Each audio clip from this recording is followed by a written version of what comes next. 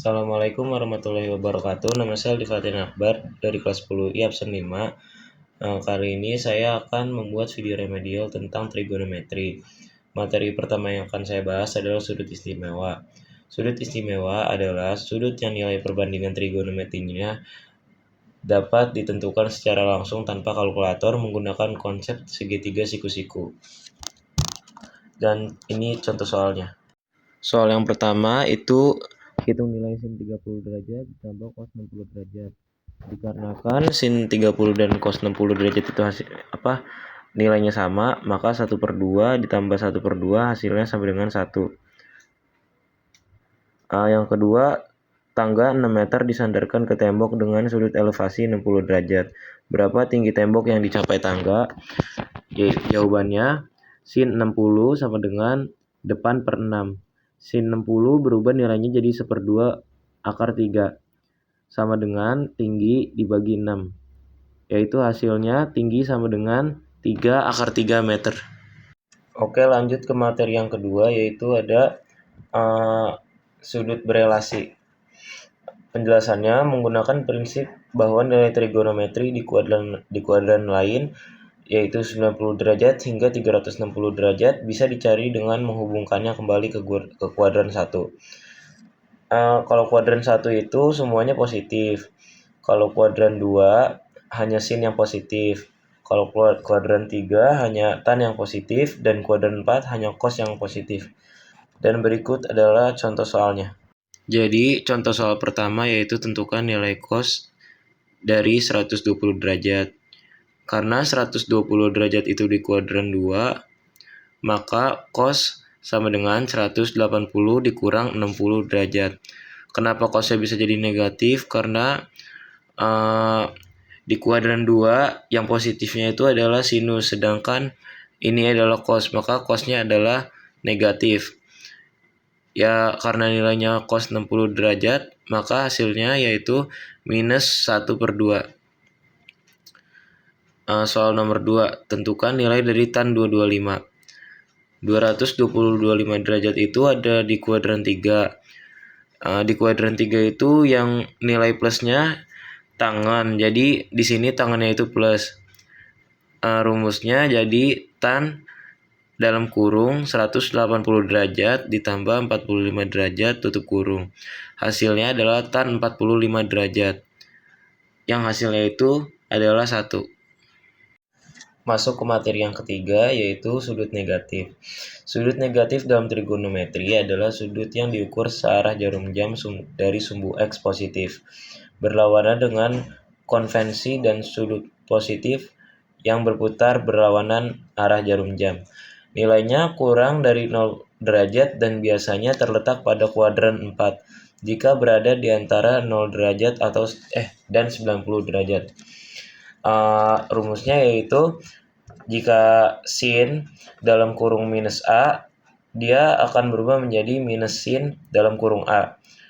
Kalau cos dalam kurung A, dia akan menjadi cos dalam kurung A, fungsi genap dan tetap positif. Yang tan itu tan dalam kurung minus A menjadi minus tan A, seperti sin. Dan ini contoh soalnya. Yang pertama, mencari nilai sin dari minus 30 derajat. Sesuai rumusnya, minus dari 30 derajat itu minusnya dipindahin ke belakang. Jadi minus sin 30 derajat. Sin 30 derajat itu sama dengan 1/2. Karena sinnya minus, jadi minus 1/2. Yang kedua, nilai cos dari minus 45. Sesuai rumus lagi, cos adalah fungsi genap, jadi minusnya hilang atau tetap positif. Jadi cos 45 derajat sama dengan 1/2 akar 2. Oke, sekarang materi yang keempat, yaitu sudut lebih dari 360 derajat. Penjelasannya, sudut yang melakukan lebih dari 1 putaran penuh, rumusnya adalah sin dalam kurung K dikali 360 derajat ditambah A, sama dengan sin dalam kurung A, di mana K itu adalah jumlah perputaran. Dan ini contoh soalnya. Oke, jadi contoh soalnya yaitu Yang pertama ada tentukan nilai sin 750 derajat. Dikarenakan 750 derajat itu adalah 2 putaran, yang hasilnya adalah 720, maka di sini kita tulis 2 kali 360 dan sisanya adalah 30 derajat.